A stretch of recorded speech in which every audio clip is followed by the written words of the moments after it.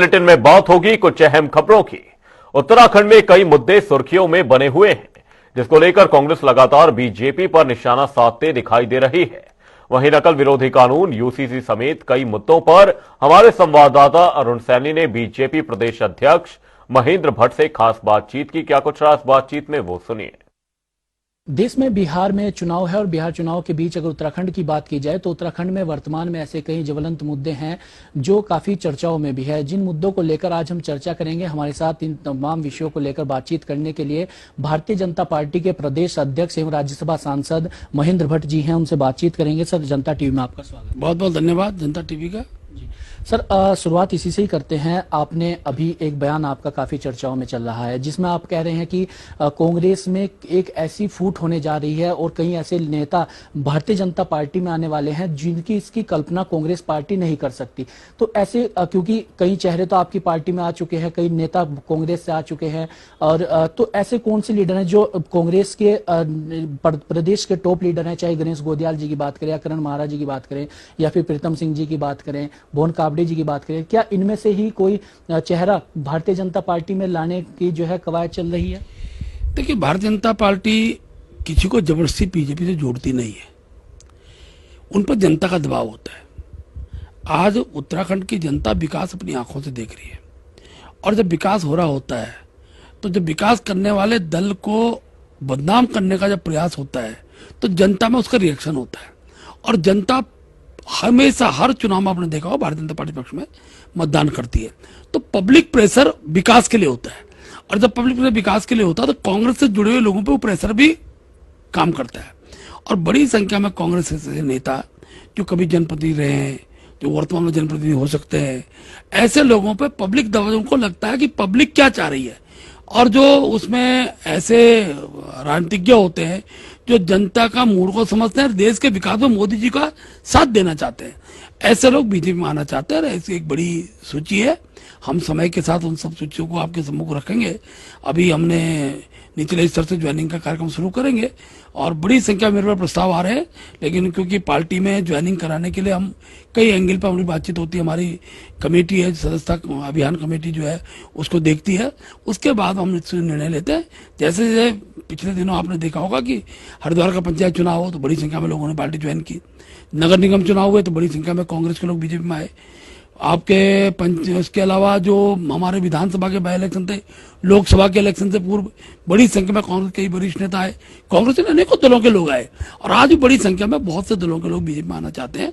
हम उन सबको सदस्यता देने पर विचार करेंगे, और जैसे जिस नाम पर विचार होता जाएगा उनको विधिवत रूप से पार्टी कार्यालय उनके मेंबर से हम लोग कराएंगे। सर, बात की जाए तो अगर चुनाव के 2022 के चुनाव के बाद से अगर बात की जाए तो करीब 24 ऐसे चेहरे हैं जो कांग्रेस से 2022 में चुनाव लड़े थे और वो अब भारतीय जनता पार्टी में शामिल हो चुके हैं। तो ऐसे में अब क्योंकि अब देखा जाए तो जो शीर्ष नेतृत्व है प्रदेश की, अगर बात की जाए बड़े लीडर, जिस तरीके से मैंने कहा, तो 4-5 लीडर बड़े हैं जिनके नेतृत्व में पूरी कांग्रेस यहाँ पर चलती है। तो क्या अब उन पर सेंधमारी करने की वो है, या फिर कोई मनोवैज्ञानिक दबाव जो है भारतीय जनता पार्टी बनाना चाह रही है? नहीं, देखिए भाई, मैंने जैसे शुरू में कहा कि जबरदस्ती किसी की ज्वाइनिंग होती नहीं है, और जो प्रस्ताव पे आते हैं हम विचार करते हैं। जो नाम आपने लिए हैं, हो सकता उन नाम में भी कोई नाम हो, लेकिन उसका निर्णय हम जिस स्तर पर करते हैं उस स्तर पर चर्चा होनी शेष है। जब चर्चा होगी तो निश्चित रूप से अब कांग्रेस में बचे ही कितने लोग हैं, तो बड़ी संख्या में जब उनकी ओर से प्रस्ताव आएगा तो स्वीकार करेंगे, उनको पार्टी में ज्वाइन कराएंगे। सर, अभी देखा जाए जिस तरीके से पेपर लीक मामले को लेकर बेरोजगार युवाओं का प्रदर्शन चल रहा था, मुख्यमंत्री पुष्कर सिंह धामी खुद बेरोजगार युवाओं के बीच में जाते हैं और सीबीआई जांच की संस्तुति करते हैं। उसके बाद जिस तरीके से सोशल मीडिया पर देखा गया, सभी भारतीय जनता पार्टी के नेताओं में एक होड़ सी मच गई कि श्रेय लेने की। सब कहने लगे, अपने सोशल मीडिया पर डालने लगे कि हमारे कहने के बाद मुख्यमंत्री ने फैसला लिया, हमारे कहने के बाद मुख्यमंत्री ने फैसला लिया। मतलब युवाओं का हितैषी दिखाने की कोशिश जो है वो हो रही है।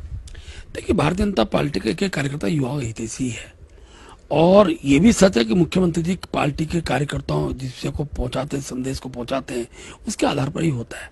हमारे अनेकों विधायकगण मुख्यमंत्री जी सीबीआई जांच के लिए मिले, पेपर रद्द करने के लिए मिले हैं, मेरी स्वयं की वार्ता हुई है। लेकिन अंततः गत्वा मुख्यमंत्री जी स्वयं जनभावना का बहुत सम्मान करते हैं।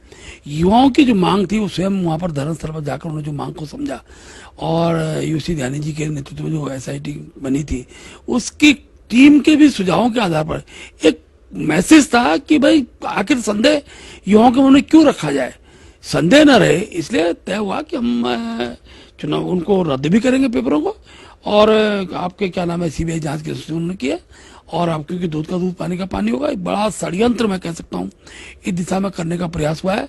आखिर इतने कठोर नकल विरोधी कानून आने के बाद भी अगर एक व्यक्ति ये निश्चय करके जाता है कि मुझे इन परीक्षा को बदनाम करना है, तो वो मैं षड्यंत्रकारी कहूंगा, और वो अकेला व्यक्ति नहीं हो सकता है। जब जांच आएगी तो आप देखें ना, बड़ी संख्या में उसके पीछे के तार सामने आएंगे, जो इतने अच्छे नकल विरोधी कानून को में भी विघ्न डालने का काम करता है।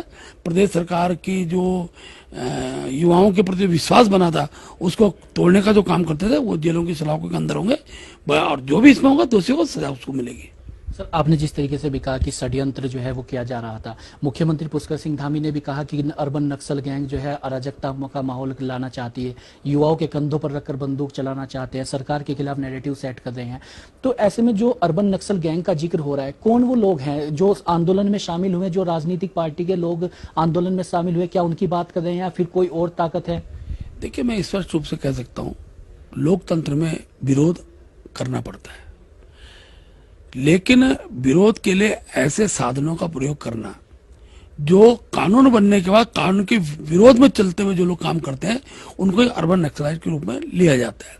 आखिरकार युवाओं ने एक विषय को लेकर आंदोलन किया, वो जन भावना होता, उसका सरकार ने समाधान निकाला। लेकिन ये भी तो सच है कि इतने सख्त कानून के बाद अगर उस कानून को तोड़ने का एक षड्यंत्र हो रहा है, यूसीसी के बाद यूसीसी के अंदर विघ्न खड़ा करने का प्रयास हो रहा है, जबरन धर्मांतरण के बाद उसमें भी धर्म का काम किया जा रहा है, थूक जिहाद की घटनाएं बढ़ रही थी, कौन है यार? वो नक्सल का ही स्वरूप है।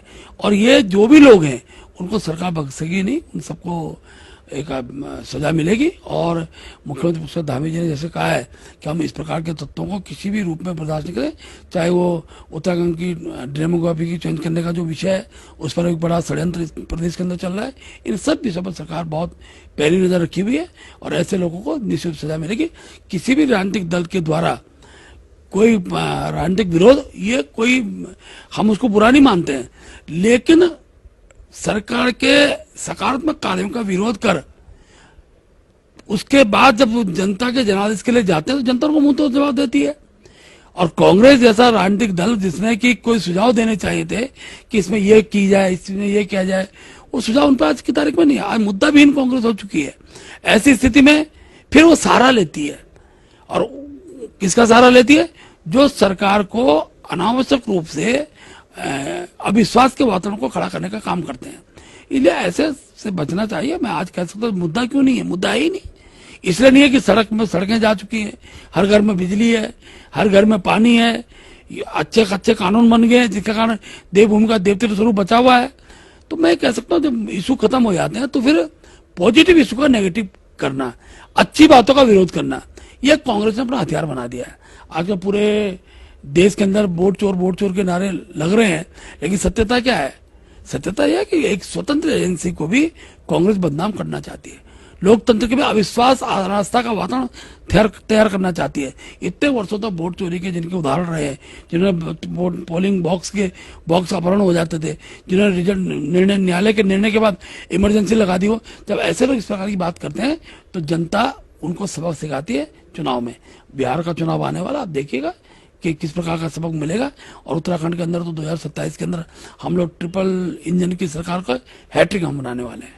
तो क्या सर आप कांग्रेस की बात कर रहे हैं कि कांग्रेस ये सब करा रही है या कांग्रेस नैरेटिव सेट कर रही है, किस तरीके की बात आप कह रहे हैं? देखिए, निश्चित रूप से जब व्यक्ति पे अपने इशू नहीं होते हैं तो ऐसे इशू का सहारा लेती है जो इशू होते ही नहीं है।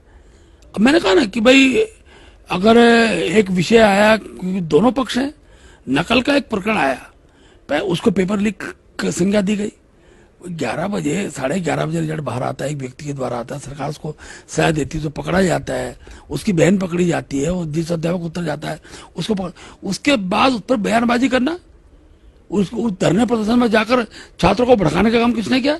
और वो उस व्यक्ति के लिए नेगेटिव नकारात्मक सोच तैयार किया जाता है जिसने युवाओं के हित में हमेशा सहयोग किया है। आखिर इस प्रदेश के यूथ कुंठित होते थे, आज 26,000 सरकारी नौकरियां मिली हैं। मुझे कहते हुए खुशी भी है कि अभी तक के मुख्यमंत्री तो कालखंड आप देखिए किसी भी सरकार का, पुष्कर धामी जी के नेतृत्व में सर्वाधिक सरकारी नौकरियां मिली हैं। प्राइवेट सेक्टर की नौकरियों में वृद्धि हुई है। इन्वेस्टर समिट के माध्यम से बड़ी संख्या में उद्योग बुलाए जा रहे हैं। किसके लिए हो रहा है? यहाँ की प्रतिभावान, यहाँ के युवाओं को ठीक प्रकार से उनका जीवन यापन हो, उस दिशा में सरकार की पहल है। अब इस प्रकार के माहौल को नकारात्मक दृष्टि से सोचना, तो ये उसको सहयोग करना, ये दोनों प्रकार से कांग्रेस दोषी है। और यही कारण होता है कि कांग्रेस हर चुनाव में फिर जमीन पे आ जाती है। लंबे समय से मंत्रिमंडल विस्तार की चर्चाएं प्रदेश में होती है। कई बार ऐसा कहा जाता है कि नवरात्र में हो जाएगा, रक्षाबंधन के बाद हो जाएगा। तो मंत्रिमंडल का विस्तार आखिर कहां अटका हुआ है? क्या भारतीय जनता पार्टी में सब कुछ सही नहीं चल रहा है? क्या सहमति नहीं बन पा रही है नामों पर? देखिए, ऐसा नहीं है। हम हर बार मंत्रिमंडल के लिए हमारे नेतृत्व ने कहा है कि हम करेंगे। उत्तराखंड की परिस्थिति रूप में बनती है। कभी बाई इलेक्शन आता है, विधायक के देहांत हो जाता है, तो विधायक के देहांत पर का कार्यक्रम कैसे हो सकता है? पंचायत चुनाव आ जाता है, चुनाव देखने के मंत्रिमंडल देखना है। लोकसभा का चुनाव आता है, अब क्या करेंगे? अभी आपदा आ गई, जिस समय सोचा था जल्दी हम करेंगे, अब आपदा में हर्ष नहीं हो सकता है। लेकिन अब एक माहौल बना हुआ है। मैं कह सकता हूँ माननीय मुख्यमंत्री जी ने नेतृत्व से बातचीत भी की है। बहुत जल्दी उत्तराखंड के अंदर भी मंत्रिमंडल का विस्तार होगा और उसकी शुरुआत गुजरात से हो चुकी है। जैसे गुजरात के बाद धीरे धीरे सभी राज्यों की बारी आई कि उत्तराखंड में उसमें से एक है और यहाँ भी मंत्रिमंडल का विस्तार होगा। तो क्या बिहार चुनाव से पहले माना जाए कि प्रदेश में मंत्रिमंडल विस्तार हो जाएगा? देखिए, क्योंकि बिहार चुनाव भी इस समय है और बिहार चुनाव भी कोई लंबा तो है नहीं, 11 नवंबर तक सारे चुनाव निपट जाएंगे, तो हो सकता है कि बिहार चुनाव के बाद हो सकता है उससे पहले हो। नेतृत्व जो भी डिसीजन लेगा उस पर हम लोग खड़े होंगे। सर, आपकी पार्टी की बात की जाए तो कई विधायक सीधे तौर पर जो है अब सरकार के कामों को लेकर जो है आवाज उठाते हैं, कई बार भ्रष्टाचार के आरोप लगाते हैं। तो ऐसे में कहीं ना कहीं अनुशासन की जो डोर है वो भारतीय जनता पार्टी में टूटती हुई दिखाई दे रही है। चाहे अभी बीकेटीसी अध्यक्ष हेमंत द्विवेदी जी की बात हो, पूर्व अध्यक्ष जयंत रजे की बात हो, दोनों ही खुलकर एक दूसरे के सामने आ गए। कभी विधायक चाहे बिशन सिंह चुपाल हो, इस तरीके से कई ऐसे प्रकरण देखे जा रहे हैं बीते कुछ समय से भारतीय जनता पार्टी में, जिससे सीधे तौर पर लग रहा है कि भारतीय जनता पार्टी जो अनुशासन के लिए जानी जाती है वो अनुशासन की डोर कहीं ना कहीं टूटती हुई दिखाई दे रही है। देखिए, पहली बात बहुत मैं स्पष्ट कर दूं, हमारे कार्यकर्ता में किसी प्रकार कोई द्वंद्व नहीं है। अनुशासन बीजेपी के अंदर कायम रहता है। सोशल मीडिया में किन विषयों को किस रूप में प्रदर्शित किया जाता है उस पर मैं उत्तर देना नहीं चाहता हूँ। बिसंदा हमारे बहुत वरिष्ठ विधायक हैं और जिनसे उनकी चर्चा वो भी कार्यकर्ता थे। कार्यकर्ताओं के बीच में अगर कोई विषय चर्चा होती है और उसका कोई आदमी वीडियो बनाकर सोशल मीडिया में डालता है और कहता है कि साहब आपसी द्वंद्व है, तो गलत है। अपना कार्यकर्ता अपने व्यक्ति से, अपने कार्यकर्ता से, अपनी पार्टी के विधायक से जोर से भी बात कर सकता है, प्रेम से भी बात कर सकता है, लेकिन वो बीजेपी कार्यकर्ता है, इसलिए उसको श्रेणी में लेना नहीं है। जहां तक और विषयों की हमने चर्चा की, निश्चित रूप से मैं कह सकता हूं कि हम लोग पार्टी के सभी विधायकों को, हम कार्यकर्ताओं को जहां अनुशासित में ठीक प्लेटफॉर्म पर अपनी बात को कहने के लिए कहते हैं और उसको हमने पालन भी करवाया, अनेकों विधायकों से पालन भी करवाया।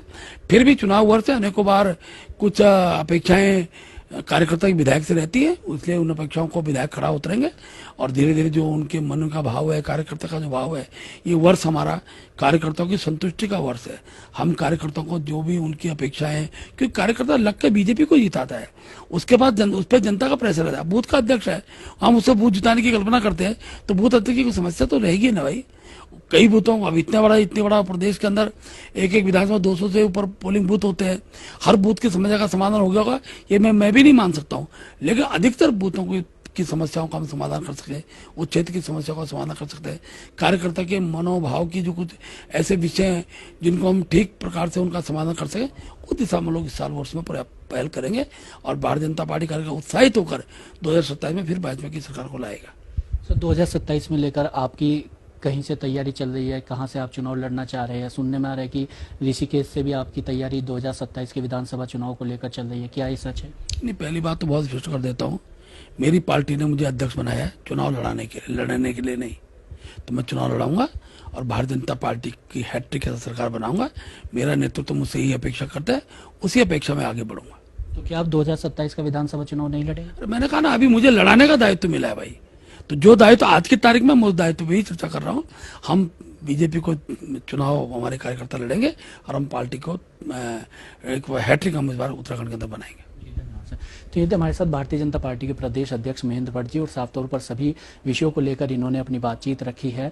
अब आगे देखना होगा कि 2027 में जिस तरीके से कहा कि बीजेपी जो है हैट्रिक लगाने के जो है उत्तराखंड में जा रही है, वो कितना होता हुआ दिखाई देता है। अपने सहयोगी रोहित के साथ मैं अरुण सैनी, जनता टीवी, देहरादून।